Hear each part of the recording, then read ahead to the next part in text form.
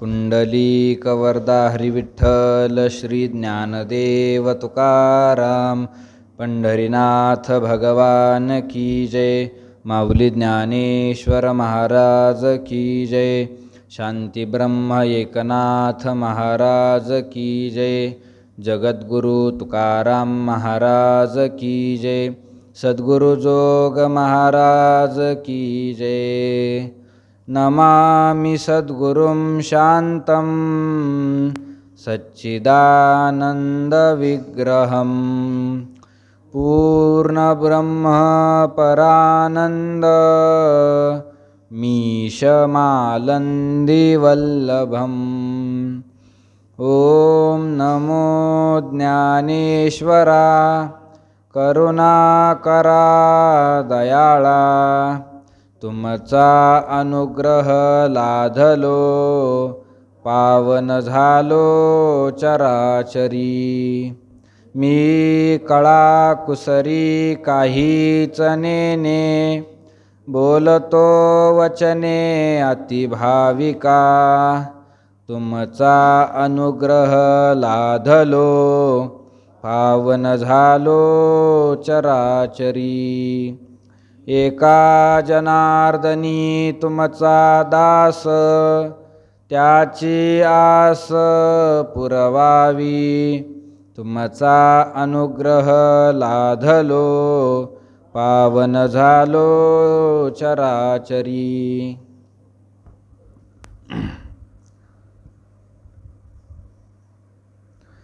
विमुख होईल गुरुभक्ती.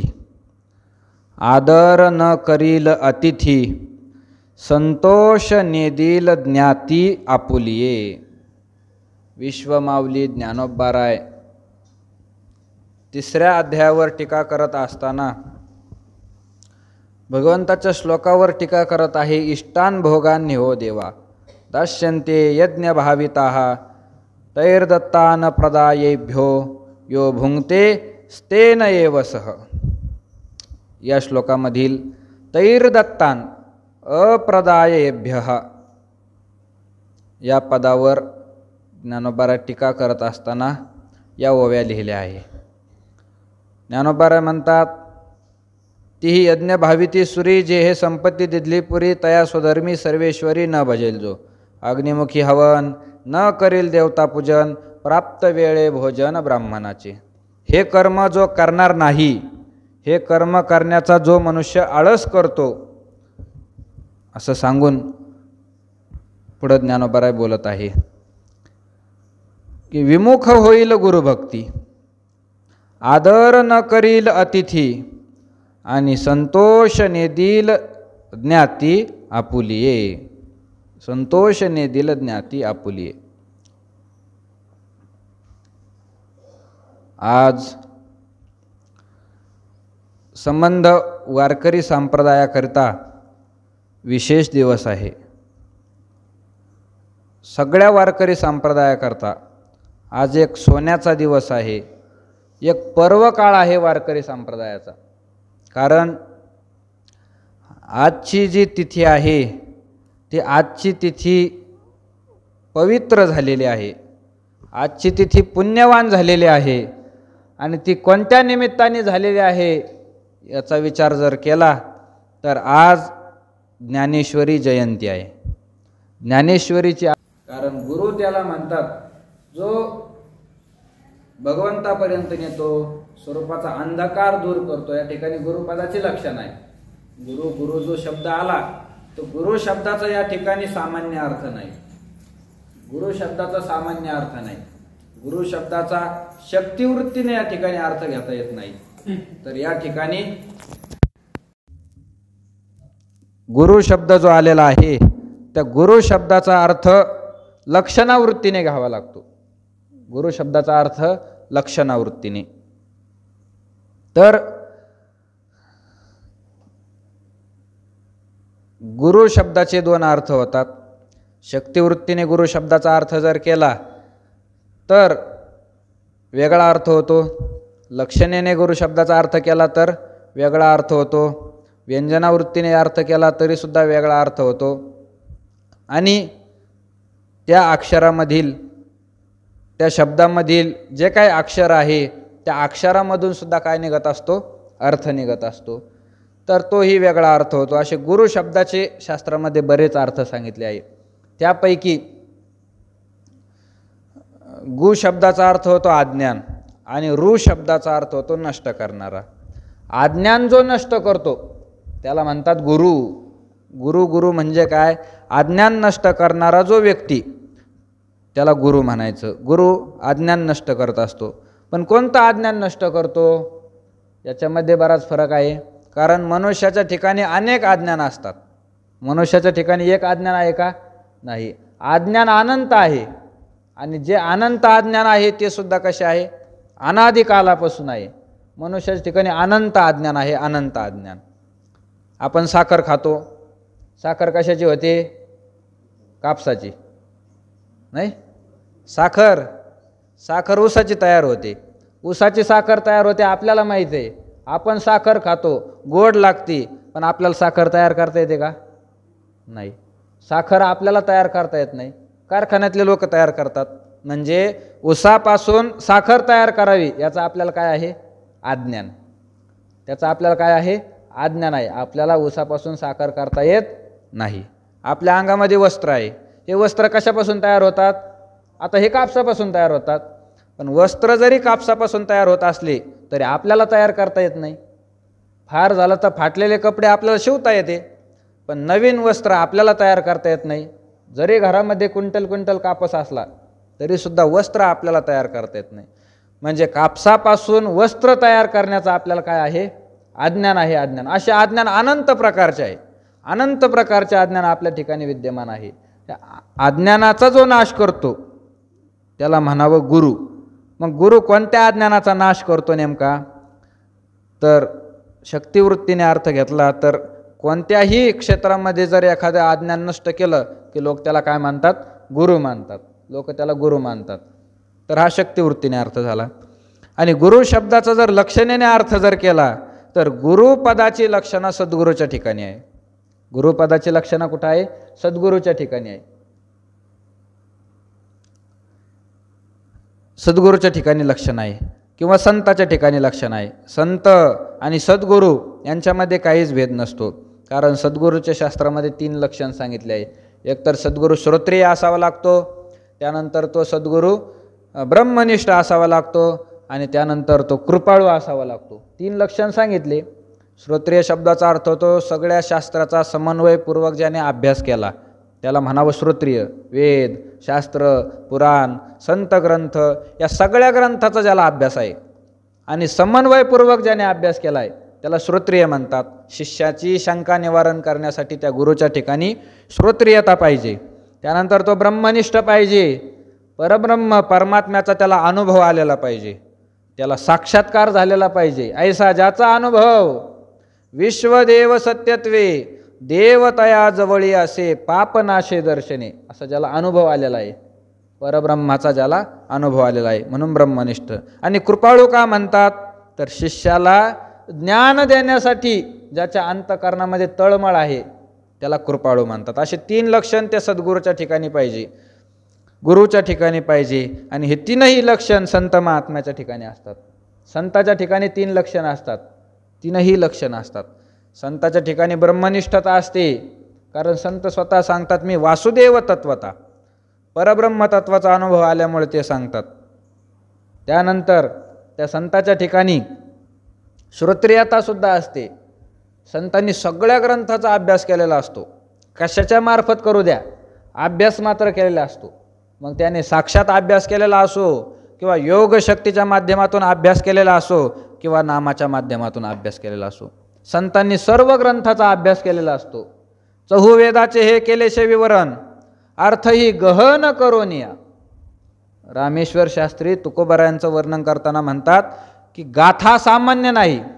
गाथा म्हणजे 4 वेदांचं काय आहे, विवरण केलेलं आहे, विवरण स्पष्टीकरण केलेलं आहे 4 वेदांचं. म्हणजे संताच्या ठिकाणी श्रोत्रियता सुद्धा असते. आणि तिसरं म्हणजे संताच्या ठिकाणी काय असते, कृपाळूपणा असतो. कृपाळूपणा ज्ञानोबाराय, नाथ महाराज, तुकोबाराय आदी करून सगळ्या संत मंडळीच्या ठिकाणी काय आहे, कृपाळूपणा आहे. या विश्वातील प्रत्येक जीवाचा उद्धार व्हावा ही दया त्यांच्या अंतःकरणामध्ये आहे. ज्ञानोबा प्रार्थना करतात निवृत्तीनाथ महाराजाकडं की किंबहुना सर्व सुखी पूर्ण होनी तिही लोकी भजिजो आदि पुरुखी अखंडित. किंबहुना सर्व सुखी, देवा हे सर्व जीव सुखी व्हावे, सगळ्या जीवांना सुख प्राप्त व्हावं ही ज्ञानोबाच्या अंतःकरणामध्ये काय आहे? आपल्यासाठी तळमळ आहे. तळमळ आपला उद्धार व्हावा, आपल्याला मोक्ष मिळावा, आपली दुःखातून सुटका व्हावी म्हणून ज्ञानोबा काय करतात? आपल्यासाठी तळमळ करतात. आणि तळमळ ज्ञानोबारायांनी जी केली, ज्ञानोबारायांची मूर्तिमंत तळमळ म्हणजे ज्ञानेश्वरी आहे. ज्ञानोबारायांची मूर्तिमंत तळमळ म्हणजे काय आहे? ज्ञानेश्वरी. ज्ञानेश्वरीच्या रूपाने आपली तळमळ ज्ञानोबारायांनी प्रगट केलेली आहे. ज्ञानेश्वरीच्या रूपाने या जगातील जीवाचा उद्धार व्हावा म्हणून ज्ञानेश्वरीसारखा ग्रंथ ज्ञानोबारायांनी काय केला? निर्माण केला. म्हणजे संताच्या ठिकाणी कृपाळूपणा असतो. कृपाळूपणाचा त्यांच्या ठिकाणी अतिरेक झालेला दिसतो. फारच कृपाळू असतात संत. तर कृपाळू म्हणून ज्ञानोबारायांनी ही ज्ञानेश्वरी लिहिली. नुसती ज्ञानेश्वरी लिहून ज्ञानोबाराय थांबले नाही. ज्ञानोबारायांची कृपा किती पुढची आहे तेवढ्यावर ज्ञानोबाराय थांबले नाही. तर या ज्ञानेश्वरीची आज काय आहे? जयंती आहे. ज्ञानेश्वरीची जयंती आहे. आज नेवाशा ठिकाणी का फार मोठा कार्यक्रम असतो, कारण ते ज्ञानेश्वरीचं काय आहे? रचनेचं ठिकाण आहे. रचनेचं ठिकाण आहे. तर ही ज्ञानेश्वरीची आज जयंती आहे. पण ज्ञानेश्वरीची जयंती जरी असली तरी ज्ञानेश्वरीच्या 2 जयंती आहे. ज्ञानेश्वरी एकच ग्रंथ आहे, पण एकाच ग्रंथाच्या जयंती किती आहे? 2 जयंती आहे. एक ज्ञानोबारायांनी जन्म दिला आणि दुसरं म्हणजे शांतीब्रह्म नाथ महाराजांनी जन्म दिला. आजची जी जयंती आहे ती ज्ञानोबारायांची जयंती नाही, ज्ञानोबारायांनी केलेल्या ज्ञानेश्वरीची जयंती नाही. आजची जयंती नाथ महाराजांनी केलेल्या ज्ञानेश्वरीची जयंती आहे. ज्ञानोबारायांनी ग्रंथ तर निर्माण केला, कृपाळूपणाने निर्माण केला, पण त्याच्याही पुढची कृपा, त्याच्याही पुढचा कृपाळूपणा ज्ञानोबारायांचा हा आहे की जी ज्ञानेश्वरी निर्माण केली ती ज्ञानेश्वरी टिकली पाहिजे, त्या ज्ञानेश्वरीचं जतन झालं पाहिजे, ती ज्ञानेश्वरी शुद्ध कायम राहिली पाहिजे, ही ज्ञानोबारायांची तळमळ. पण ज्ञानोबारायांनी समाधी घेतल्यानंतर काही दिवसांनी काय झालं? ज्ञानेश्वरीचा लोप झाल्यासारखा झाला. ज्ञानेश्वरीमध्ये काही चुका झाल्या. काही विद्वान लोकांनी काय केलं? आपल्या मनाने ज्ञानेश्वरीमध्ये ओव्या घातल्या. मूळ ज्ञानोबारायांच्या ओव्या तर आहेच, पण आपल्या मनाने त्याच्यामध्ये काय टाकल्या? ओव्या टाकल्या. बऱ्याच लोकांनी असं केलं.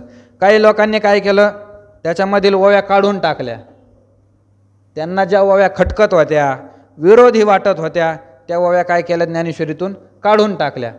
काही लोकांनी शब्दामध्ये बदल केले, पाठभेद झाले. अशा अनेक चुका ज्ञानेश्वरी ग्रंथामध्ये त्या ठिकाणी झाल्या. आणि या चुका दुरुस्त व्हाव्या ही ज्ञानोबारायांच्या अंतःकरणामध्ये तळमळ होती. आपण जे हे वाङ्मय निर्माण केलं त्या वाङ्मयाचा पुरेपूर फायदा या लोकाला झाला पाहिजे अशी तळमळ होती, कृपाळूपणा होता. म्हणून समाधी जर घेतलेली आहे, आता ज्ञानेश्वरीचा जीर्णोद्धार कसा करायचा? तर ज्ञानेश्वरीचा जीर्णोद्धार व्हावा, ज्ञानेश्वरी पुन्हा जिवंत करावी असा एखादा महात्मा मिळाला पाहिजे. त्या महात्म्याच्या शोधामध्ये जवळजवळ ज्ञानोबा 200-250 वर्षे समाधी अवस्थेमध्ये होते. समाधीमध्ये बसून जवळजवळ 2-250 वर्ष ज्ञानोबारायांनी चिंतन केलं. या ज्ञानेश्वरीचा उद्धार करणारा कोण मिळेल, तेवढ्या अधिकाराचा कोण मिळेल. आणि ज्या वेळेस पैठण क्षेत्रामध्ये शांतीब्रह्म एकनाथ महाराजांचा जन्म झाला आणि ते नाथ महाराजांचं पारमार्थिक जीवन ज्ञानोबारायांनी पाहिलं आणि मग ज्ञानोबारायांना वाटलं बस आता या ज्ञानेश्वरीचा जीर्णोद्धारा करता योग्य व्यक्ती आपल्याला मिळालेला आहे. एक दिवस नाथ महाराज झोपलेले असताना पैठणमध्ये झोपलेले होते आणि ज्ञानोबारायांनी साक्षात्कार दिला. स्वप्नामध्ये गेले आणि ज्ञानोबारायांनी सांगितलं, एकनाथ महाराज झोपले कशाला तुम्ही या ठिकाणी झोपण्याकरता आले नाही, उठा आणि आजान वृक्षाची मुळी माझ्या कंठाला लागलेली आहे, आळंदीला येऊन तेवढी मुळी काय करा, बाजूला करा. याचं निमित्त साधून नाथ महाराजांना आळंदीला बोलवून घेतलं. ज्ञानोबारायांचा दृष्टांत झाल्यामुळे नाथ महाराज सकाळी उठले आणि बरोबर बऱ्याच लोकांची दिंडी घेऊन निघाले. आळंदीच्या तीर्थक्षेत्रामध्ये आले. त्या ठिकाणी आळंदीत समाधी सापडली नाही. नंतर सहज एका नंदीला हात लावला. तो नंदी म्हणजे त्या महादेवाचा नंदी. तर नंदी सरकला आणि नंदीच्या खालून सिद्धेश्वराचा. तर नंदीच्या खालून मार्ग सापडला. नाथ महाराजांना मार्ग सापडला आणि त्या मार्गामध्ये नाथ महाराज काय झाले, शिरले आतमध्ये. बाकीचे लोक बाहेर थांबले आणि आतमध्ये गेल्यानंतर दिव्य प्रकाश नाथ महाराजांना पाहण्यास मिळाला. आणि त्या प्रकाशामध्ये पाहिल्यानंतर ज्ञानोबारायांची समाधी अवस्थेमधील ती मूर्ती नाथ महाराजांना दिसली. पुढं ज्ञानेश्वरी ठेवलेली आहे. 20-22 वर्षाचं कवळं वय आहे आणि त्या वयामध्ये ज्ञानोबाराय समाधी अवस्थेमध्ये बसलेले आहे. ऊर्ध्वपुंड्र मस्तकावर लावलेला आहे. सुंदर कांती ज्ञानोबारायांची चमकत आहे. ज्ञानोबारायांच्या शरीरामधून प्रकाश बाहेर पडतो. असं दिव्य तेजपुंज शरीर ज्ञानोबारायांचं नाथ महाराजांनी पाहिलं. आणि त्या ठिकाणी दर्शन घेतल्यानंतर, लोटांगण घातल्यानंतर ज्ञानोबारायांनी आज्ञा केली नाथ महाराजांना की तुम्ही काय करा, ज्ञानेश्वरी शुद्धी करा. आता मी जो ज्ञानेश्वरी ग्रंथ लिहिला तो अतिशय अशुद्ध झालेला आहे, अबद्ध झालेला आहे. त्याचं तुम्ही काय करा, आता शुद्धीकरण करा. पुन्हा एकदा ज्ञानेश्वरी तुम्ही शुद्ध करा असं सांगितलं. आणि नाथ महाराजांना आज्ञा केल्याप्रमाणे नाथ महाराज पैठणला आले आणि पैठण क्षेत्रावर येऊन नाथ महाराजांनी काय केली, ज्ञानेश्वरीची शुद्धी केली. ज्ञानेश्वरीची शुद्धी केली. पैठण क्षेत्रामध्ये तीर्थखांब आहे. त्या तीर्थखांबाला पाठ लावून ज्ञानोबारायांची ज्ञानेश्वरी काय केली, शुद्ध केली. बहुकाळ पर्वणी गोमटी म्हणजे शके 1212 1212 मध्ये ज्ञानोबारांनी ज्ञानेश्वरी लिहिली. ज्ञानेश्वरी कधी लिहिली, शके 1212 मध्ये. आणि ज्ञानोबारायांची ज्ञानेश्वरी शुद्ध करण्यासाठी नाथ महाराजांनी कोणत्या साली केली, तर श्री शके 1576. किती, 1576. 1506 या वर्षामध्ये ज्ञानेश्वरी शुद्ध केली. त्या वर्षाचं नाव होतं तारण नाम संवत्सरी. एका जनार्दने अत्यादरी गीता ज्ञानेश्वरी प्रतिशुद्ध केली. नाथ महाराजांनी नंतर ज्ञानेश्वरीच्या नंतर ओव्या लिहिलेल्या आहे. नाथ महाराज म्हणतात, ग्रंथ पूर्वीचा अतिशुद्ध परी पाठांतरी शुद्ध अबद्ध, तो शोधोनिया एवं युद्ध प्रतिशुद्ध सिद्ध ज्ञानेश्वरी. नाथ महाराज म्हणतात, मी जरी ग्रंथ शुद्ध केला, ग्रंथ पूर्वीच अतिशुद्ध आहे. ज्ञानेश्वरी म्हणजे पहिलंच काय आहे, शुद्ध ग्रंथ आहे, पण पाठांतरी शुद्ध अबद्ध. पण लोकांच्या पाठांतरामध्ये तो कसा आलेला होता, अबद्ध झालेला होता, अबद्ध. कारण त्या काळामध्ये ग्रंथाच्या प्रकाशन करण्याची सोय नव्हती. फक्त ग्रंथ घ्यायचा, एखाद्याने कागदावर काय करायचं, लिहून काढायचं. आणि ते लिहून काढण्यामध्ये मग काय व्हायच्या, चुका व्हायच्या. लिहून काढण्यामध्ये चुका व्हायच्या. एखादं अक्षर दिसत नव्हतं, काही जास्त लिहिल्या जात होतं, चुका व्हायच्या. किंवा एखादा जर ज्ञानेश्वरी सांगत असेल तर दुसरा ऐकायचा. आणि असं ओव्या एकाच्या 2, दोघाच्या 4 असे लोक काय करायचे, पाठ करायचे. ते पाठांतरामध्ये सुद्धा अबद्धपणा आला, पाठांतरी शुद्ध अबद्ध. मग नाथ महाराज म्हणतात, त्याचे शुद्धीकरण माझ्याद्वारे झालेलं आहे. नमो ज्ञानेश्वरा निष्कलंका, जयाची गीतेची वाचिता टीका, ज्ञान होय लोका अति भाविका ग्रंथार्थिया. नमन केलं आहे. आणि बहुकाळ पर्वणी गोमटी, भाद्रपद मास कपिला षष्ठी, प्रतिष्ठानी गोदातटी, लेखन कामाठी संपूर्ण झाली. नाथ महाराज म्हणतात, बहुकाळ पर्वणी गोमटी, अनेक काळानंतर येणारी एक पर्वणी आहे. ती पर्वणी म्हणजे भाद्रपद महिन्यामधील वद्य पक्षातील षष्ठी. या षष्ठीला कपिला षष्ठी म्हणतात. कपिला षष्ठी 60 वर्षाने एकदा येत असते. प्रत्येक 60 वर्षाला एकदा होऊन गेली परत 60 वर्ष कपिला षष्ठी येत नाही. षष्ठी तिथी असते, पण कपिला षष्ठी 60 वर्षाने येते. म्हणून म्हणतात बहुकाळ पर्वणी गोमटी, अनेक काळानंतर येणारी ही पर्वणी. आणि या पर्वणीमध्ये म्हणजे भाद्रपद महिन्यातील कपिला षष्ठीला प्रतिष्ठानी म्हणजे पैठण क्षेत्रामध्ये, पैठणचं जुनं नाव प्रतिष्ठान, गोदातटी गोदावरी नदीच्या काठावर लेखन कामाठी संपूर्ण झाली. त्या ज्ञानेश्वरीचं लिखाण म्हणजे ज्ञानेश्वरीचं शुद्धीकरण संपूर्ण झालेलं आहे. आणि ज्ञानेश्वरी संपूर्ण करून नाथ महाराजांनी त्या ठिकाणी शेवटला एक शेरा मारला की ज्ञानेश्वरी पाठी जो ओवी करील मराठी त्याने अमृताचे जान तटी नरोटी ठेविली. त्याने अमृताचे तटी जान नरोटी ठेविली. या ज्ञानेश्वरीनंतर आता जो कोणी मराठी ओवी करील, कारण मराठी ओव्या बऱ्याच घुसलेल्या होता. आता नाथ महाराजाला वाटलं पुढे कोण शुद्ध करणार, काय होणार पुढच्या काळामध्ये, म्हणून नाथ महाराजांनी लिहूनच ठेवलं की ज्ञानेश्वरीनंतर जो कोणी मराठी ओवी करील, मराठी ओवी करील म्हणजे त्या ज्ञानेश्वरीमध्ये जो कोणी मराठी ओवी घालील. कारण मराठी ओव्या तर नाथ महाराजांनी स्वतः नंतर किती पण केल्या. नाथ महाराजांनंतर महिपती बाबांनी ओव्या केल्या, सगळ्याच संतांनी ओव्या केल्या. ओवी मराठी करील म्हणजे ज्ञानेश्वरीमध्ये जो कोणी मराठी ओवी घालील, नाथ महाराज म्हणतात त्याने अमृताचे ताटी जान नरोटी ठेविली. तर त्या मनुष्याचं ज्ञानेश्वरीमध्ये ओवी घालणं म्हणजे कसं आहे, तर अमृताचं ताट आहे आणि त्या अमृताच्या ताटामध्ये नारळाची नरोटी ठेवल्याप्रमाणे ते होईल. म्हणजे त्याची काहीही शोभा राहणार नाही, फिकं पडेल ते. अशा प्रकारे शांती ब्रह्मनाथ महाराजांनी या ज्ञानेश्वरीचा पुन्हा काय केला, जीर्णोद्धार केला. आणि जशी ज्ञानोबरांनी ज्ञानेश्वरी लिहिली तशी ज्ञानेश्वरी, तीच ज्ञानेश्वरी आज आपल्यापर्यंत नाथ महाराजांच्या कृपेमुळं काय झाली, आपल्याला प्राप्त झालेली आहे. म्हणून त्या ज्ञानेश्वरीचं आपण रोज पारायण करावं, रोज चिंतन करावं आणि आपल्या आचरणात आणण्याचा काय करावा, प्रयत्न करावा. तर हा नेवाशाचा विश्व पराक्रम आहे. नेवासा या ठिकाणी 10 मिनिटामध्ये संपूर्ण ज्ञानेश्वरीचं आज काय होतं, पारायण होतं. पारायण संपूर्ण ज्ञानेश्वरीचं 10 मिनिटात कसं पारायण होतं. लोकाला 7-7 दिवस लागते, 4-4 तास रोज वाचते, 10 मिनिटात कसं पारायण होतं. तर त्या ठिकाणी प्रत्येकाला काय केलं असतं, ओव्या वाटून दिलेल्या असतात. तर या ओव्या तुम्ही वाचायच्या, तुम्ही एवढ्या ओव्या वाचायच्या, तुम्ही तेवढ्या वाचायच्या, अशा प्रत्येकाला ओव्या काय दिलेल्या असतात, वाटून दिलेल्या असतात. मग 10 मिनिटामध्ये आपापल्या वाटाला आलेल्या ओव्या आपण वाचून घ्यायच्या. 10 मिनिटात संपूर्ण ज्ञानेश्वरीचं त्या मंदिरात काय होतं, पारायण होतं. पारायण फार मोठी ज्ञानेश्वरीची त्या ठिकाणी साधना आहे. नेवासा तालुक्यामध्ये भरपूर लोकांनी ज्ञानेश्वरीची उपासना केलेली आहे. भरपूर लोकांनी ज्ञानेश्वरीची उपासना केली. असं म्हणावं लागेल आता की ज्या ठिकाणी ज्ञानोबारायांनी समाधी घेतली, आळंदीमध्ये सुद्धा एवढी ज्ञानेश्वरीची उपासना नसेल, तेवढी ज्ञानेश्वरीची उपासना नेवासा तालुक्यामध्ये झाली.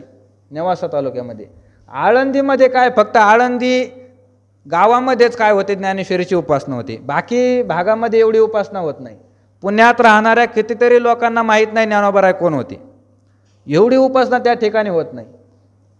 आळंदीत राहणारे म्हणजे लोकसंख्या तर भरपूर आहे, पण जेवढे काही साधक लोक राहतात, विद्यार्थी राहतात, ते विद्यार्थी ज्ञानेश्वरीचं काय करतात, चिंतन करतात, पारायण करत असतात. त्यातही सगळे करतात असं काही नाही, मोजके विद्यार्थी करतात. पण नेवासा तालुक्याचा हा विश्वविक्रम आहे. भरपूर लोकांनी ज्ञानेश्वरीची त्या ठिकाणी उपासना केलेली आहे. त्या गावागावामध्ये हिंडून पाहिलं तर ज्ञानेश्वरी पाठ करणारे कितीक पण लोक सापडतात. भरपूर लोक सापडतात. आमच्या गंगापूर तालुक्यामध्ये 2 वारकरी आलेले आहे. इथे येत असतात, ते आज नाही आले. त्यांच्यासोबत एक महाराज येतात, त्यांची ज्ञानेश्वरी पूर्णच पाठ आहे. ते गंगापूरला एकदा आले होते, आम्हाला सहज भेटले. आणि सहज भेटल्यानंतर त्यांनी सांगितलं, त्यांच्यासोबत आलेले म्हणजे यांची ज्ञानेश्वरी चांगला अभ्यास आहे ज्ञानेश्वरीचा, असं तसं सांगितलं. आणि त्यांना कोणतीही ओवी सांगा, ती ओवी सांगितली की पुढच्या ओव्या आपोआप म्हणून दाखवत होते. कीर्तन करणाऱ्या महाराजांना लाजविल एवढं ज्ञानेश्वरीचा अभ्यास. कीर्तनकार लोकाला मोजकच पाठ असतो, पण सामान्य मनुष्य असून सुद्धा, शेतकरी असून सुद्धा ज्ञानेश्वरीची उपासना फार त्या ठिकाणी होती. आज त्या ठिकाणी सुद्धा फार मोठा उत्सव आहे. तर ही संताची काय आहे, दया आहे. संताचा कृपाळूपणा आहे. त्यांना काय घेणं देणं आहे, संताला काय देणं घेणं आहे का, काही गरज आहे का करायची. कारण संत त्यांना म्हणतात की ज्यांचं जीवनच काय झालं, आता परिपूर्ण झालं. काम नाही झालो पायी रिकामा. आता त्यांना काहीच करण्याची गरज नाही. तरी सुद्धा मुक्त अवस्थेमध्ये असून ब्रह्म अवस्थेमध्ये आनंदाचा भोग घेत असताना सुद्धा त्या आनंदाचा संपूर्ण त्याग करतात. आणि आनंदाचा अद्वैत अवस्थेचा त्याग करून तुम्हा आम्हासाठी या मृत्यू लोकामध्ये येतात. आम्ही वैकुंठवासी आलो याची कारणाशी, बोलिले जे ऋषी साच भावे वर्तया. वास्तव ते वैकुंठात राहतात, पण तिथून सुद्धा आपल्यासाठी काय करतात, या ठिकाणी अवतार घेतात. अवतार घेतात म्हणजे भगवंतासारखं येत नाही, भगवंतसुद्धा अवतार घेतो, पण तो कसा आहे, अयोनी संभव आहे. अयोनी संभव प्रगटला हा राघव, किंवा अयोनी संभव नो हे काही श्रमी नामयाचा स्वामी प्रगटला. देवाचा अवतार अयोनी संभव असतो, प्रगट होतो, आणि प्रगट होऊन तो काय करतो, अवतार कार्य सुरू करतो. संताचं तसं नाही, संत मनुष्याप्रमाणे जन्म घेतात, 9 महिने आईच्या गर्भवासात जातात, गर्भवासाचं दुःख भोगतात, जन्माचं दुःख भोगतात, सगळे दुःख सहन करत ते काय करतात, मोठे होतात आणि आपल्यासाठी ज्ञानाचं सागर उभा करतात. आपल्यासाठी ही संताचा कृपाळूपणा आहे, आपल्यावर त्यांची असणारी दया आहे. म्हणजे संताच्या ठिकाणी कृपाळूपणा हे लक्षण असतं, सद्गुरूच्या ठिकाणी, गुरुच्या ठिकाणी ते काय असतं, लक्षण असतं. असा सद्गुरू आहे. सद्गुरूंची सेवा केली पाहिजे, गुरूंची आपण काय केली पाहिजे, सेवा केली पाहिजे. आचार्योपासनम या पदावर पुढं 13व्या अध्यायामध्ये ज्ञानोबारांनी फार विस्ताराने वर्णन केलेलं आहे. गुरूंची सेवा कशी करावी, गुरुची सेवा कशी करावी, फार विस्ताराने वर्णन आहे. तर अशी गुरूंची सेवा आपल्याकडून काय झाली पाहिजे, घडली पाहिजे. पण हा जरी विधी असला तरी सगळेच गुरुची सेवा करतात असं काही नाही, गुरुची सेवा सगळे करतात असं काही नाही. ज्ञानोबा म्हणतात विमुख होईल गुरुभक्ती, गुरुभक्तीपासून जो विमुख होईल, आपलं तोंड फिरून घेईल, गुरुची जो भक्ती करणार नाही, सगळेच गुरुची भक्ती करत नाही. काही काहीच्या जीवनामध्ये तर गुरुचा संबंधच येत नाही, पण काहीच्या जीवनामध्ये गुरुचा जरी संबंध आला तरी ते आपल्या कामापुरता संबंध लावून घेतात. गुरूंची एकनिष्ठ मनोभावाने ते काय करत नाही, सेवा करत नाही, सेवा करत नाही. गुरूंच्या संगतीमध्ये तर राहतात, गुरूंच्या शरीराच्या संगतीमध्ये राहतात, पण नुसती शरीराच्या संगतीमध्ये राहून काहीच कामाचं नाही, शरीराच्या संगतीमध्ये राहून काही कामच नाही. त्यांचे जे विचार आहे, त्यांचं जे विचार करण्याची शक्ती आहे, जे सामर्थ्य आहे, त्यांची जी कृपा आहे, त्या कृपेच्या सान्निध्यामध्ये गेला पाहिजे, विचाराच्या सान्निध्यामध्ये तो मनुष्य गेला पाहिजे. मग तो त्यांच्या शरीराच्या संगतीमध्ये नसला तरी काही हरकत नाही, तरीसुद्धा काही हरकत नाही. एकलव्याने धनुर्विद्या शिकली, कोणाकडून, द्रोणाचार्याकडून. द्रोणाचार्याकडून धनुर्विद्येचं काय केलं, ग्रहण केलं. पण द्रोणाचार्याची आणि एकलव्याची कधी भेटच झाली नव्हती, कधीच भेट झाली नव्हती. विद्या तर ग्रहण केली, कशी केली, तर त्यांनी द्रोणाचार्याचा एक काय केला, पुतळा तयार केला, मातीचा पुतळा उभा केला, आणि काहीच करायचं नाही, फक्त गुरुला साष्टांग दंडवत घालायचं, पुतळ्याला गुरु मानायचं, आणि गुरुदेवा सांगा मला मी कसा बाण मारू, असं रोज अनुसंधान करत करत करत करत धनुर्विद्या काय केली, ग्रहण केली. अर्जुनासारखाच धनुर्धर, किंबहुना अर्जुनापेक्षा सुद्धा मोठा धनुर्धर एकलव्य झाला. तर हे गुरुच्या जवळ न राहता सुद्धा गुरुकडून काय केलं, विद्येचं ग्रहण केलं, विद्येचं ग्रहण केलं. पण काही काही असेही महाभाग असतात, रात्रंदिवस गुरुच्या जवळ असतात, रात्रंदिवस गुरुच्या जवळ, पण गुरुचे जे विचार आहे ते आपल्या अंतःकरणामध्ये येऊच देत नाही. अंतःकरणाचा त्याने दरवाजा लावलेला असतो, दरवाजा. फक्त गुरुच्या सोबत राहायचं, त्यांचे विचार नाही घ्यायचे, त्यांचे विचार ग्रहण नाही करायचे, असं दिसतं. कारण बऱ्याच ठिकाणी असं प्रतीतीला येतं. तुम्ही आजही समाजामध्ये पहा, जेवढे जेवढे काही मोठे महात्मे आहे, बऱ्याच महात्म्यांचं चरित्र आपण जर पाहिलं तर बऱ्याच महात्म्यांच्या संगतीमध्ये राहणारे जे लोक आहे, महात्म्यांच्या सोबत राहणारे जे लोक आहे, ते लोकांकडे जर तुम्ही पाहिलं तर असं वाटणारच नाही की हे कोणी हरिभक्त आहे, हे कोणी महाराजांचे शिष्य आहे, असं वाटतच नाही. सगळ्याच महात्म्याच्या जीवनामध्ये नाही, पण बऱ्याच महात्म्यांच्या जीवनामध्ये असा प्रसंग आहे की त्यांच्या जवळचे जे लोक आहे, रात्रंदिवस त्यांच्याजवळ राहतात, पण ते लोक गुरूंचे विचार अंतःकरणामध्ये घेत नाही, निषिद्ध कर्म करत असताना दिसतात. त्यांच्या जवळ राहणारे लोक निषिद्ध कर्म करतात, गुरूंचे विचार ग्रहण करत नाही. गुरूंच्याच ठिकाणी जी श्रद्धा पाहिजे ती श्रद्धा ठेवत नाही, गुरूंचा विद्रोह करतात, गुरूंच्या ठिकाणी भ्रष्टाचार, गुरूच्या ठिकाणी लुटारूपणा करतात. म्हणून ज्ञानोबांना बोलावं लागलं, विमुख होईल गुरुभक्ती. गुरुची भक्तीपासून जो काय करील विमुख होईल, दूर जाईल, जशी सांगितली शास्त्राने तशी गुरुची भक्ती जो करणार नाही, किंवा आदर न करील अतिथी, दारात कोणी जर अतिथी आला त्या अतिथीचा आदर सत्कार जो कोणी करणार नाही. कालच आपला विषय झाला की अतिथी जर दारामधून गेला तर तो काय करत असतो, आपलं पुण्य घेऊन जातो. ने सुकृताची विमुख होई विमुख गेले अतिथी ने सुकृताची संपत्ती. अतिथी जर दारामधून गेला तर आपलं काय करत असतो, पुण्य नेत असतो. तसं अतिथीचं आदर जर एखाद्याने केला नाही, अतिथीचा आदर केला पाहिजे. कारण अतिथी देवो भव ही वेदाची आज्ञा आहे, वेदाची आज्ञा आहे. वेदाने सांगितलेलं आहे अतिथी कोण आहे, मातृदेवो भव, पितृदेवो भव, अतिथी देवो भव, कर्मधर्मं चरामी, यज्ञधर्मं चरामी, स्वाध्यायाम मा प्रमाद, ही वेदाची आज्ञा आहे. माता कोण आहे, देव आहे. पिता कोण आहे, देव आहे. आणि त्यांच्याच बरोबरीने दारामध्ये आलेला प्रत्येक अतिथी कोण आहे, देव आहे. दारामध्ये आलेला अतिथी साक्षात महाविष्णूचा काय आहे, अवतार आहे, अवतार. असं मानून त्या अतिथीची सेवा करावी.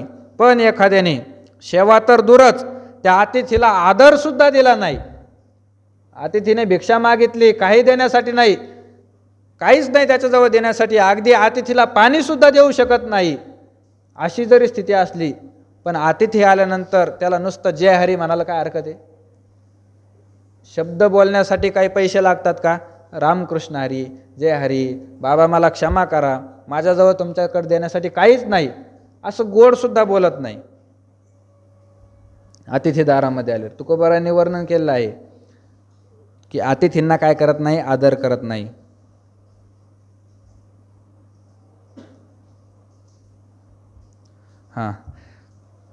तर त्याला काय करतो, त्याचा तिरस्कार करतो, पुढच्या घरी जा, पुढच्या घरी जा असं म्हणतो. अतिथीचा जो आदर करत नाही असा जर एखादा मनुष्य असेल, किंवा संतोष नेदिल ज्ञाती आपुलिये, आपुलिये ज्ञाती संतोष नेदिल, जर एखादा मनुष्य आपल्या ज्ञाती म्हणजे जातीला, आपल्या जातीसाठी संतुष्टता देणार नाही, आपल्या जातीतील जे लोक आहे त्या लोकांना काय करणार नाही, संतुष्ट करणार नाही, असा जर एखादा मनुष्य असेल तर ज्ञानोबा म्हणतात त्याला काय फळ प्राप्त होतं, ऐसा स्वधर्म क्रिया रहित अथिलेपणे गर्वित केवळ भोगासक्त होईल जो, असा स्वधर्म क्रियेने जो रहित आहे.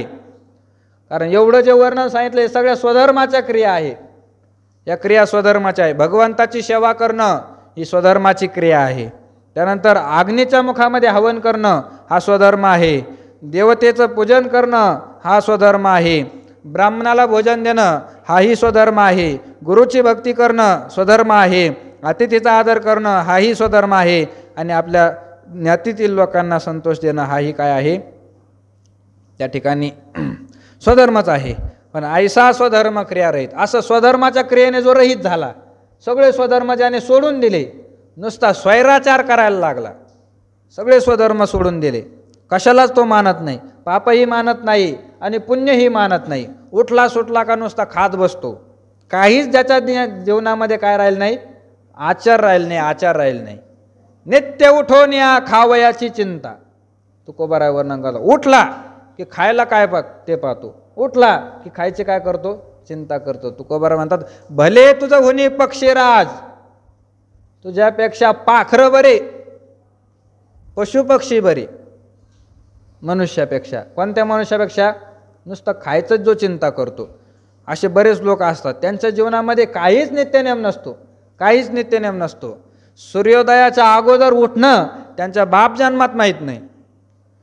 सूर्यवंशी 8 वाजता 9 वाजता 10 वाजताच उठणार. शहरी भागात जर गेलं तर शहरी भागातील लोक इतके तामस आहे की त्यांची झोपण्याची वेळ 12च्या पुढं झोपणार, त्यांची संध्याकाळ 12च्या पुढं, आणि सकाळी ते 12च्या पुढंच उठणार, दुपारच्या 12च्या पुढं.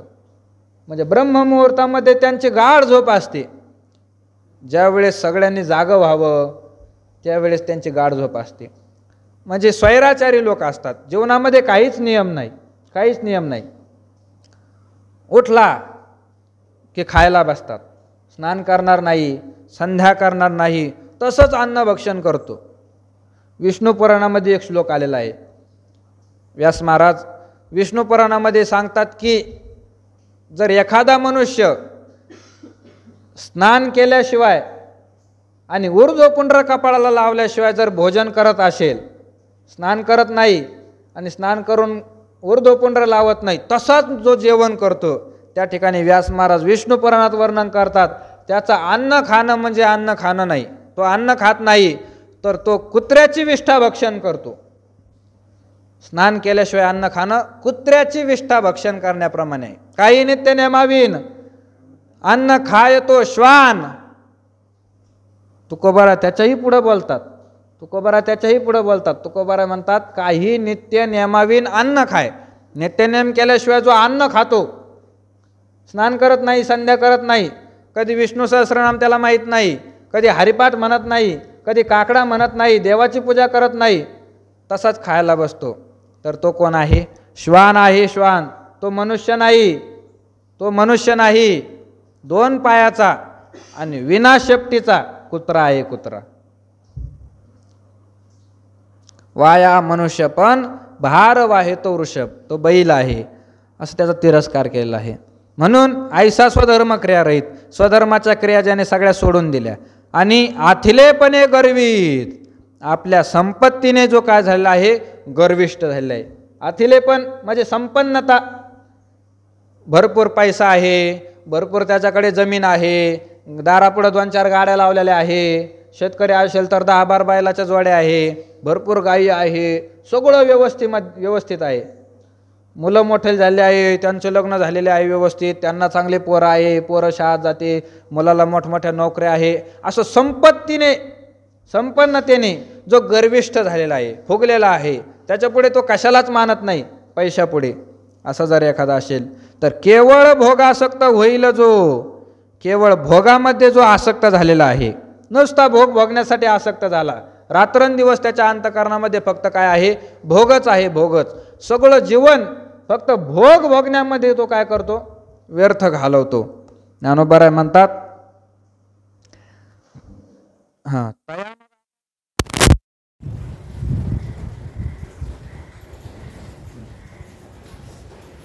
तया मग आपाव थोर आहे, जेने ते हातीचे सकळच आहे, देखा प्राप्तही न लाहे भोग भोगू. ज्ञानोबा म्हणतात तया मग थोर आपाव आहे, त्या मनुष्याला पुढं फार मोठा काय आहे? अपाय आहे. अपाय म्हणजे कष्ट, दुःख आहे त्याला. नुसतं जो भोगच घेतो, काही त्याच्या जीवनामध्ये परमार्थ नाही, देवधर्म करत नाही, तर असा भोग भोगणारा जो मनुष्य आहे, मग तया आपाव थोर आहे. त्याला पुढे फार मोठं संकट आहे. त्याला आता मजा वाटते, पण त्याची मजा नुसती मजा नाही. पुढे अवघड यमदंड, विषयाचे सुख येथे वाटे गोड. पुढे अवघड यमदंड, विषय भोगत असताना गोड लागतात, आनंद वाटतो, जलेबी खातानी, बासुंदी पितानी गोड लागतं. पण पुढे अवघड यमदंड, त्याचा यमाचा दंड जो भोगावा लागणार आहे, तो फार काय आहे?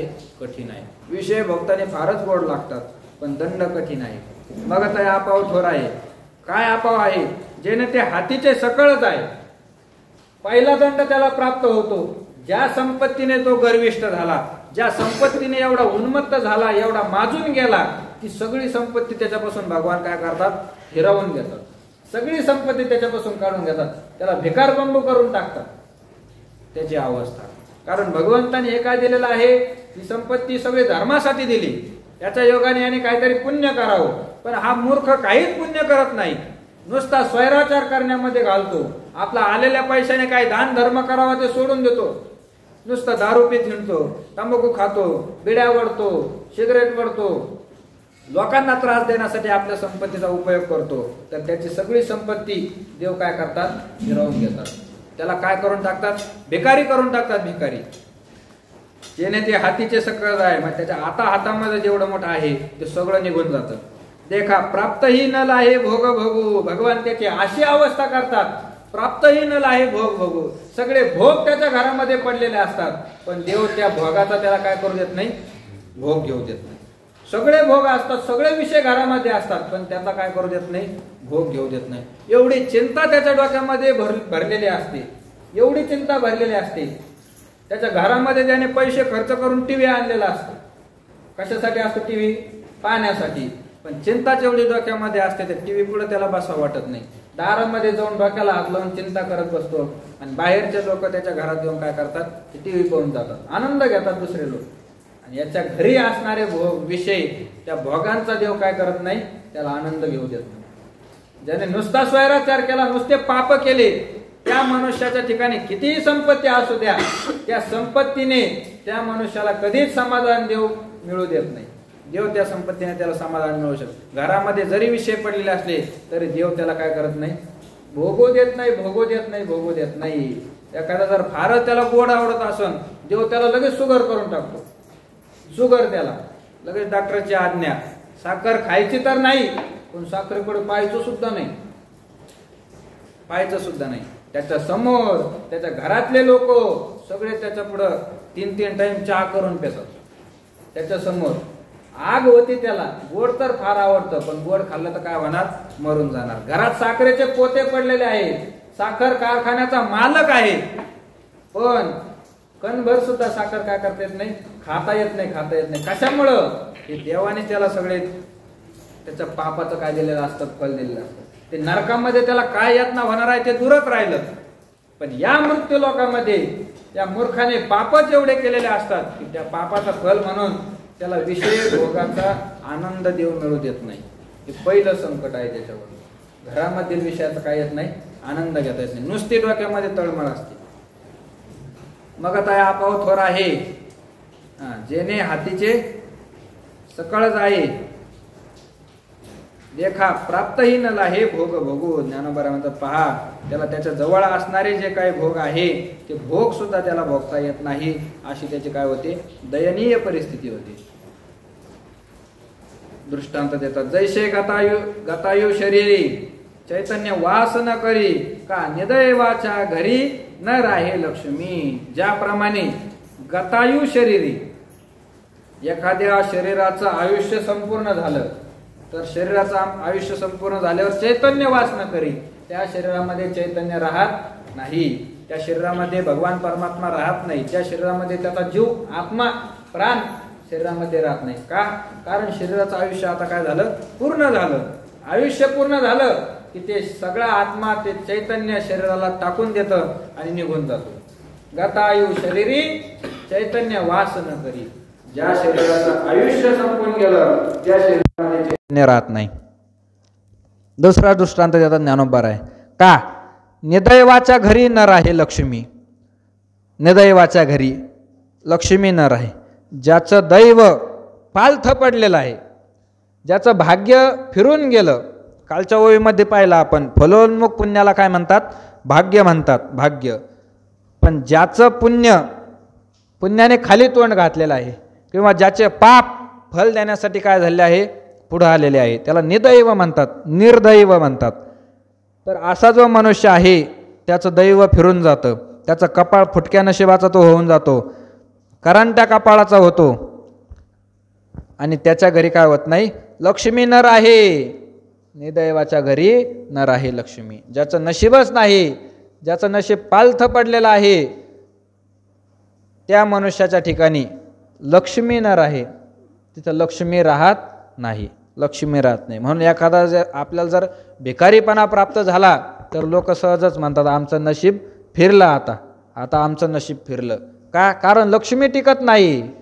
तर जो दैववान आहे, भाग्यवान आहे, त्याच्या घरी लक्ष्मी राहत असते. म्हणजे जो पुण्य कमावतो, पुण्यवानाच्या घरी लक्ष्मी येते. पापी मनुष्याच्या घरी लक्ष्मी राहत नाही. पुण्यवानाच्या घरी काय येते? कारण त्या लक्ष्मीचा स्वभावच आहे, त्या लक्ष्मीचा स्वभावच आहे. लक्ष्मी राहते कुठं? तुकोबाराय वर्णन करतात, लक्ष्मी आयशी जयाची दाशी, जो हा तेजपुंज राशी. लक्ष्मी भगवान महाविष्णूची काय झाली आहे, दाशी झालेली आहे. मग सर्वस्वे करुणी सेवा, अभिमान सांडुनी पांडवा, ती पाय धुवावयाची या दैवा पात्र झाली. सगळा अभिमान त्या लक्ष्मीने टाकून दिला. आणि सर्व प्रकाराने भगवंताची सेवा केली तर भगवंताची ती काय झाली, दासी झाली. भगवंताच्या चरणाची काय करते, लक्ष्मी सेवा करते. जिथं जिथं भगवंताचे चरण तिथं तिथं काय आहे, लक्ष्मी आहे. ज्या ज्या ठिकाणी भगवान परमात्मा आहे त्या त्या ठिकाणी लक्ष्मी राहते. तर पुण्यवानाच्या घरी भगवान परमात्मा येतात. ज्याने पुण्य केलं त्या पुण्यवान महात्माच्या घरी भगवान परमात्मा सेवा करण्यासाठी येतात. आणि भगवान घरी आले की त्या भगवंताच्या पाठीमागे कोण येते, लक्ष्मी येते, लक्ष्मी. आणि पापियाच्या ठाई न वसे मोक्ष. देव पापी लोकांच्या घरी जातच नाही. आणि पापी लोकांच्या घरी जर देवच जात नाही तर लक्ष्मी त्यांच्या घरी कशी जाईल. लक्ष्मी म्हणतात आमचे मालकच नाही या घरामध्ये, अशा घरामध्ये मी कशी जाऊ. पाप्याच्या घरी लक्ष्मी जात नाही. निदैवाच्या घरी न राहे लक्ष्मी. पुढे ज्ञानोबा बोलतात, तैसा स्वधर्म जरी लोपला तरी सर्व सुखाचा थारा मोडला. जैसा दीपासवे हरपला प्रकाश जाय. त्याप्रमाणे स्वधर्म काय झाला, लोपून गेला. जसं आयुष्य संपलेल्या शरीरामधलं चैतन्य लोपून जातं किंवा ज्याचं दैव फिरलं, प्रारब्ध फिरलं, त्याच्या घरची लक्ष्मी लोपून जाते. तैसा स्वधर्म जरी लोपला. जर मनुष्याचा स्वधर्म लोपून गेला, स्वधर्माचं आचरण सोडून दिलं तरी सर्व सुखाचा थारा मोडला. ज्ञानोबारायांची भाषा आहे, सर्व सुखाचा थारा मोडला. कोणत्याच प्रकारचं सुख त्या मनुष्याला मिळू शकत नाही. कोणाला, स्वधर्म जरी लोपला, स्वधर्म ज्याने सोडून द्याला त्या मनुष्याला सुख मिळू शकत नाही. आपापला स्वधर्म जर केला तर सुख मिळू शकतं. कारण धर्मच त्याला म्हणतात की तो धर्म काय करतो, या लोकांमध्ये सुद्धा मनुष्याला सुखी ठेवतो आणि परलोकामध्ये त्या मनुष्याला मोक्षापर्यंत नेतो. त्याला म्हणतात धर्म, त्याला म्हणतात धर्म. तर स्वधर्माचा त्याग केला तर सर्व सुखाचा थारा मोडला. त्याला कोणत्याही प्रकारचं सुखाची अपेक्षा त्याने करायची नाही. कारण त्याच्या ठिकाणी असणारं जे सुख आहे ते सुख आता त्याला मिळू शकत नाही. सुखाचा आश्रयच निघून जातो. सर्व सुखाचा थारा मोडला. जैसा दीपासवे हरपला प्रकाश जाय. कशाप्रमाणे, दीपासवे प्रकाश हरपला जाय. दीपासवे प्रकाश हरपला जाय. दिवा एकदा जर मनुष्याने विझवला तर त्या दिव्याच्या मागं काय जातो, प्रकाशसुद्धा निघून जातो. दिवा लावला की प्रकाश पडतो. रात्री अंधारामध्ये सगळं दिसायला लागतं. पण त्याच रात्री जर एखाद्याने दिवा विझून टाकला तर दिवा तर विझतोच, पण दिव्याच्या मागं खोलीमधील सगळा प्रकाश काय होतो, निघून जातो. दीपासवे हरपला प्रकाश जाय. त्या दिव्याची जशी गत होते, तर दिवा विझल्यानंतर जसा सगळा प्रकाश निघून जातो, तसं ज्ञानोबारांनी रूपक केलेलं आहे. दिवा म्हणजे स्वधर्म आहे. स्वधर्म काय आहे, दिवा आहे. दिवा अंधार पडलेला असता त्या अज्ञानाच्या अंधारामध्ये भगवत रूपी वस्तू दाखवणारा दिवा म्हणजे काय आहे, स्वधर्म आहे. त्या स्वधर्माच्या प्रकाशामध्ये सगळं प्रकाशित होत असतं. म्हणून ज्ञानोबारांनी या स्वधर्माला सूर्य म्हटलेला आहे. सूर्य, पसायदानाचं जर चिंतन केलं, काय म्हटलेलं आहे, सूर्य. विश्व स्वधर्म सूर्य पाव. विश्वाने काय करावं, स्वधर्मरूपी सूर्याला पाव. या ठिकाणी फक्त दिवाच घेतलं, या ठिकाणी दिव्याचीच उपमा दिली फक्त. कारण तिसरा अध्याय आहे. काय जाणो ज्ञानोबारांना वेगळा अनुभव आला असेल. ज्ञानेश्वरी पूर्ण झाल्यानंतर जेव्हा पसायदान गुरुकडं मागितलं तर पसायदानामध्ये स्वधर्माला दिवा नाही म्हटले, दिवा नाही म्हटले. मग काय म्हटले, सूर्य. विश्व स्वधर्म सूर्य पाहो. या विश्वाने स्वधर्म रूपी सूर्य काय करावा, पाहावा. किंवा स्वधर्म रूपी सूर्याच्या प्रकाशामध्ये हे विश्व काय करावं, उजाडून निघावं. तर त्या ठिकाणी सूर्य म्हटलं. सूर्य का म्हटलं, कारण दिव्याची उपमा ज्ञानोबारांना कमी वाटली. दिव्याची उपमा कमी वाटली ज्ञानोबारांना. का कमी वाटली, कारण दिवा जो आहे तर दिवा प्रकाश तर देतो, पण दिव्याचा प्रकाश कसा आहे, अल्प आहे, अल्प. दिव्याचा प्रकाश सगळीकडे नाही, अल्प आहे. एखाद्या खोलीपुरता काय असतो, मर्यादित असतो. फार झालं तर खोलीच्या थोडं बाहेर उजेड पडेल, पण मर्यादित आहे. सूर्याचा प्रकाश तसा नाही. सूर्याचा उदय झाला की तीनही लोक काय होतात, प्रकाशित होऊन जातात. हा सूर्याचा प्रकाश अमर्यादित आहे. म्हणून ज्ञानोबारांनी दिव्याची उपमा देण्यापेक्षा शेवटला सूर्याची उपमा दिली. विश्व स्वधर्म सूर्य पाहू. स्वधर्म हा सूर्याप्रमाणे आहे, सूर्याप्रमाणे. कारण याचा जो प्रकाश आहे तो प्रकाश अल्प नाही, प्रकाश अल्प नाही. स्वधर्माचा प्रकाश अमर्यादित आहे. स्वधर्माचा प्रकाश परब्रह्मापर्यंत पोहोचलेला आहे. स्वधर्माच्या प्रकाशामध्ये पुण्य दिसतं, स्वधर्माच्या प्रकाशामध्ये पापही दिसतं, विवेक दिसतो, वैराग्य दिसतं, समाधी षटकं दिसतात, मुमुक्षुत्व दिसतं, साधना कशी करावी, साधनेमध्ये काय अडथळा येतो, सगळं स्वधर्माच्या प्रकाशात दिसतं. आणि शेवटपर्यंत तो प्रकाश परब्रह्मापर्यंत जातो. परब्रह्म कसं आहे हे सुद्धा मनुष्याने स्वधर्माने वागल्यानंतर कळत असतं. म्हणून ज्ञानोबारांनी उपमा दिलेली आहे. ज्ञानोबराय बोलतात, तैसा स्वधर्म जरी लोपला, एखाद्या मनुष्याचा स्वधर्म लोपून गेला, स्वधर्माचा त्याने त्याग केला तरी सर्व सुखाचा थारा मोडला, सगळ्या सुखाचं त्याचा आश्रय आता ठिकाणी संपून गेलेला आहे.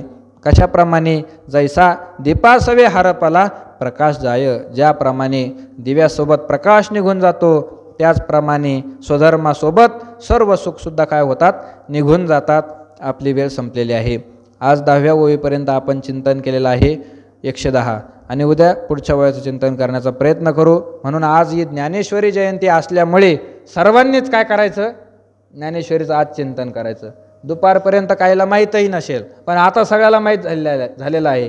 ज्यांना वाचता येतं त्यांनी घरी गेल्यानंतर ज्ञानेश्वरी वाचा. नाही काही वाचता आलं तरी ज्ञानेश्वरीचा किमान 9वा अध्याय, 12वा 15वा अध्याय, कोणता तरी एक अध्याय वाचायचा. ज्याला काहीच जमलं नाही त्याने फक्त पहिली ओवी वाचायची, ओम नमोच्या अध्याय, एक शेवटची ओवी वाचायची, ज्ञानोबारांचं पसायदान म्हणायचं आणि नाथ महाराजांच्या 4-5 ओव्या, एवढं तर प्रत्येकजण करूच शकतो. आणि ज्याला वाचतासुद्धा येत नाही त्याने फक्त काय करायचं, ज्ञानोबारांचं चिंतन करायचं. ज्ञानेश्वरी ज्ञानेश्वरी ज्ञानेश्वरी असा काय करायचा, जप करायचा. तुमचा रोजचा जप असेल बदलून टाका, आजच्या दिवस ज्ञानेश्वरीचाच काय करा, जप करा. ज्ञानेश्वरीचं चिंतन आज झालं पाहिजे. आपली वेळ संपलेली आहे. पुंडलिक वरद हरी विठ्ठल.